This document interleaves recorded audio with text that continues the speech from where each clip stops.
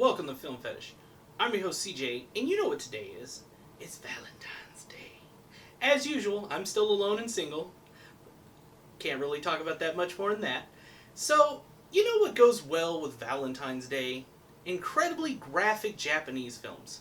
So, get your waifu pillow and let's fucking do this. First up is the Japanese gore film that kind of got me into the genre. I wasn't aware that was even a genre in the beginning. Like, there's splatter films. I knew those existed. Thank you, Peter Jackson. But I never knew about Japanese gore films.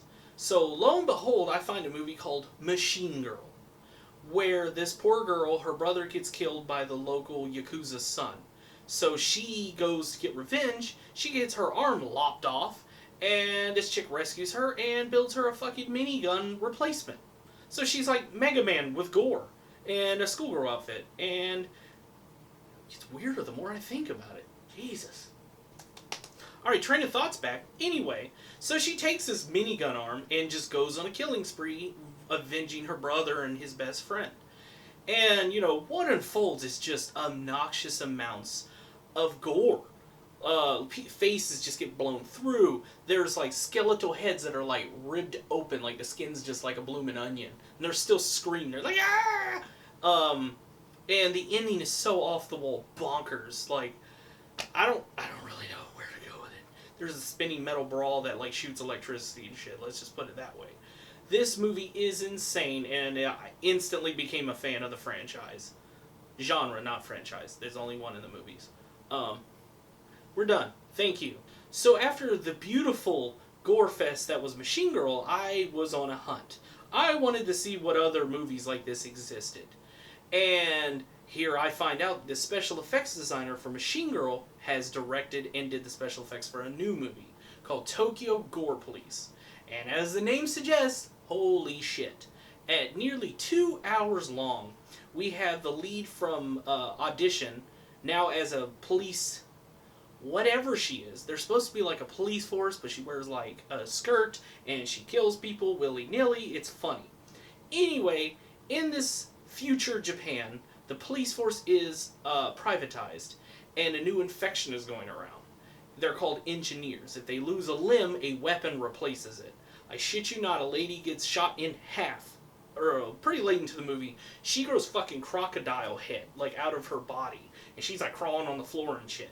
It is insane. Guy gets his hand snapped off, uses a tendon to fire his gun for him.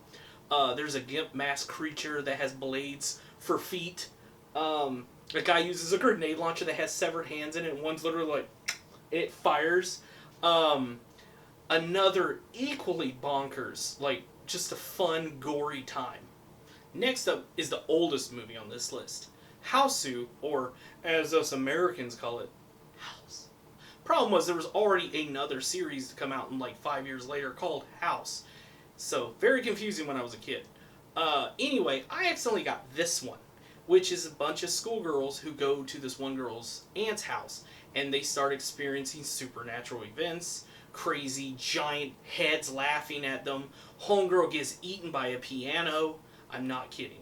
This all happens. This movie is insane. The special effects are terrible, but by God, it is a ton of fun. Next is kind of a cheat. The next is the Guinea Pig franchise, which are a series of Japanese snuff films where it's increasingly more high-tech special effects. No one knows what the goal of these movies were, but specifically I want to talk about the first two, is The Flower of Flesh and Blood and Mermaid in a Manhole. Both of them done by Hideshi Hino, who's a famous manga artist over in Japan, and he's known for his horrific imagery. Flower, Flesh, and Blood, this guy kidnaps this chick, ties her down to a table, injects her with the serum that every stab or cut that he does, instead of pain, she feels sexy. And so literally the whole movie is just him chopping pieces off. And with incredible special effects, to the point that they were checked out by the FBI to make sure it wasn't a real snuff film. Anyone watching this past the 80s when this came out knows it's not a snuff film. Those sound effects are awful. When he's cutting into homegirl's wrist, it's like, I'm like, yeah, that's fucking real tendons right there. Mermaid in a Manhole, they they ditched the whole this thrill film for a traditional horror film where this kid meets a mermaid years later as an adult, where there used to be a stream, it's now a sewer, and she's dying. So he puts her in his bathtub and he starts to paint her. But the more he paints her, the more these boils and shit start to grow on her. And it leads to just this bonkers, I'm trying to save her finale with blood everywhere.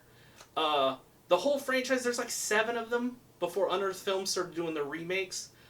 Check them out. Unearthed Films actually sells all of them. So, yeah. For our final film of the day, let's talk about my boy Takeshi Miike and his film, Ichi the Killer.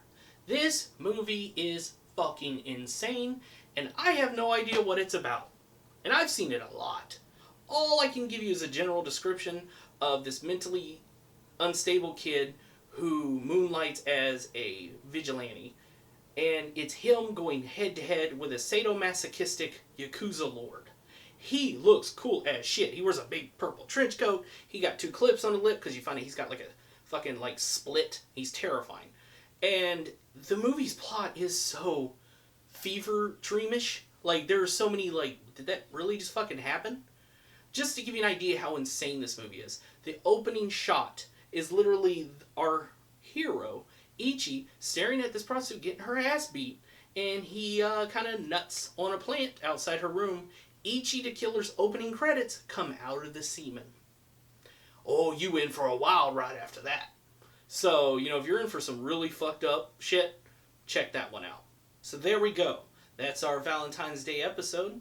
If there's any other list you'd like to see me talk about, or, you know, any other Japanese gore or just creepy Japanese films in general, leave those in the comments below. As usual, I'm your host, CJ, and, yeah, keep it low brow.